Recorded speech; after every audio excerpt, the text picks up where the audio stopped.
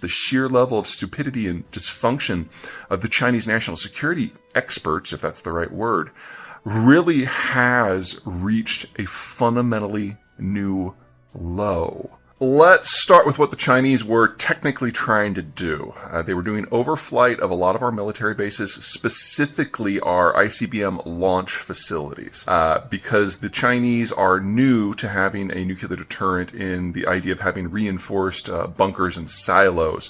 And so everything from the type of fuel, solid versus liquid, to the type of reinforcements, to the type of launch capabilities, to the staging of the rockets, they're all relatively new to all of this, certainly to doing it at scale.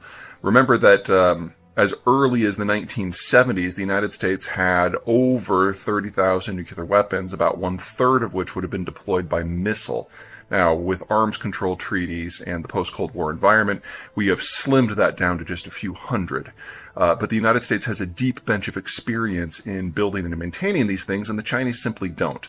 Until very recently, their entire deterrent was just about 100 or so missiles, and they're trying to beef it up, part of the general effort to get into great power competition, and they have a very long way to go. So any little peak that they can get would be great from their point of view. Obviously, from the American point of view, we have a slightly different view of that. Now, when it first came out, like a lot of people, I didn't really know what was going on. And so my first thought was like, why would the Chinese, balloons are big, they're slow moving, you can't maneuver them very well, they're obvious. And so I was like, I haven't thought very much of the leadership of Xi Jinping of late. They're making mistakes in energy and agriculture, finance and economic development, and trade, manufacturing, you name it. We're seeing catastrophic failures across the Chinese system in decision making because Xi has basically gotten rid of anyone who might tell him no or might tell him yes, but. He's surrounded himself with yes men. And so we're just seeing a general breakdown of the bureaucracy and the decision-making apparatus. But even with that in mind, I was like, Xi isn't stupid. Why would he throw a surveillance platform that would just gently float across the United States when obviously it would be seen and obviously it would torpedo relations? It just never occurred to me that they could be that dumb. Well, turns out the rampant stupidity that is taking over decision-making in Chinese policy has now reached a bit of a breakpoint. We now know from the responses to the crisis that the Chinese have lost the ability to coordinate within their own system.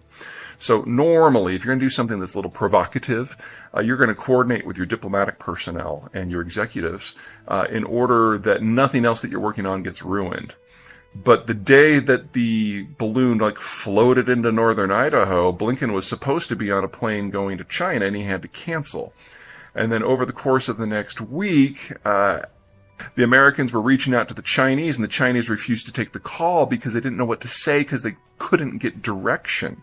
And then once it was shot down over the waters of South Carolina, they refused to pick up the phone because they go, oh no, the United States is using military force to take down a civilian object. The abject refusal to deal with the situation is you only see that when the bureaucracy is seized up. Xi has so intimidated and purged the bureaucracy that there's really only two types of people left. Those who will do nothing unless they are explicitly instructed to do something, or those who are true believers, the zealots, and those are the folks who will go out onto runways and sterilize them for COVID, or apparently will try to get a balloon over the United States, not even thinking that it might have a problem for relations, which U.S.-Chinese relations are the coldest they have ever been, and with incidents like this, any effort to warm them is not working. So that's kind of the diplomatic and the political side. This is really bad for China and really exposes just a big, hollow emptiness in their policy-making capacity, which I'm sure no one's going to take advantage of at all.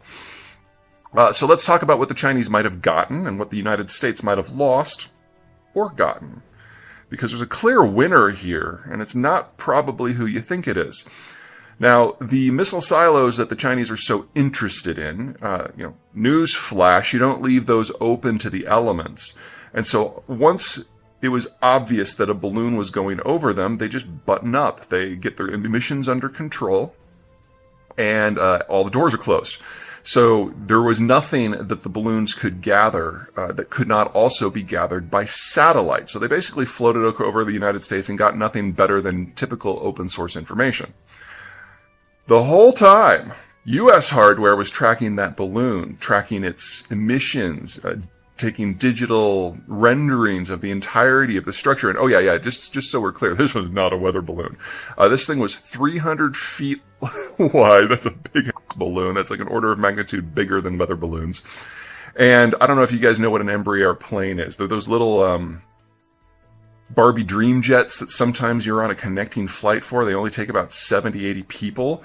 The equipment that was hanging from the bottom of the balloon, the payload, was bigger than an Embraer.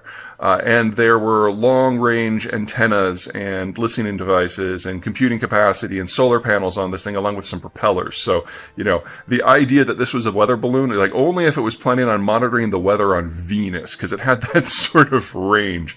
So the Chinese position, again, the diplomatic system seized up because the truth was so obvious. But the Chinese diplomatic corps had no idea that this was going on. It's part of that whole disconnect. Anyway, they got very little, if any, information from this effort. But the whole time, the Americans were tracking what was a fairly sophisticated spy platform. And then when we shot it down over South Carolina, we started fishing for the parts. Now, I, like a lot of people, apparently like President Biden, my first instinct was to shoot it down the second it crossed the border. But as it was explained to me, if you shoot down something of that size, when it's 10 miles up, the debris field is going to cover a couple of square miles in a line that's something like 6 or 7 miles long. Whew! Nobody wants 200 pounds of Chinese spyware falling through the roof. You people probably would have died even over like the vast empties of Montana. So they waited for it to be over water. Also, they did detect it when it was over Alaska, but if they had shot it down over Alaskan waters, some of those waters are 3 miles deep, and they wanted to recover it. So the waters over or off the shelf of South Carolina are 30 to 60 feet deep, something you can just do as a commercial dive.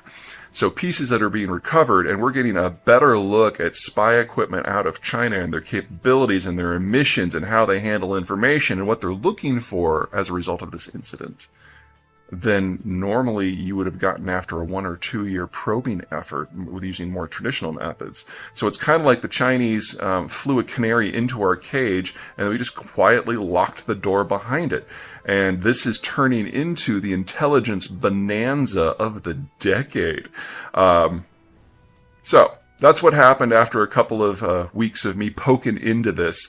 It's a really intriguing story, but the bottom line is just the sheer level of stupidity and dysfunction of the Chinese national security experts, if that's the right word, really has reached a fundamentally new low.